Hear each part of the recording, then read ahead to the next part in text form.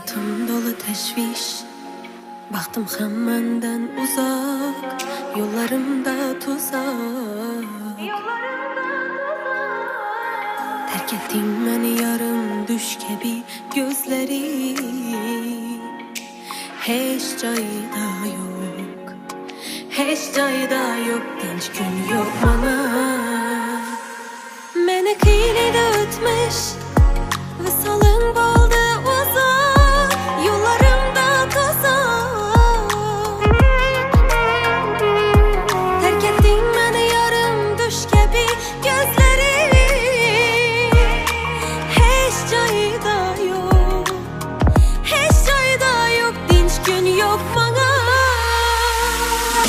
Her gün izler ben her yollardan, gözlerime yaş alıp yığlarıma ilaçsız kaldı. Bu kalbim zulmetli günlerde kaldı. Her gün izler ben her yollardan, gözlerime yaş alıp yığlarıma ilaçsız kaldı.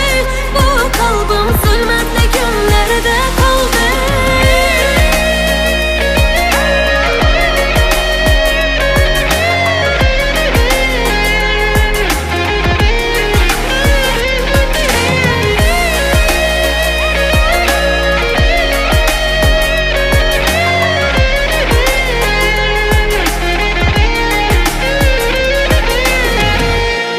Meni kıyınıydı ötmüş, visalın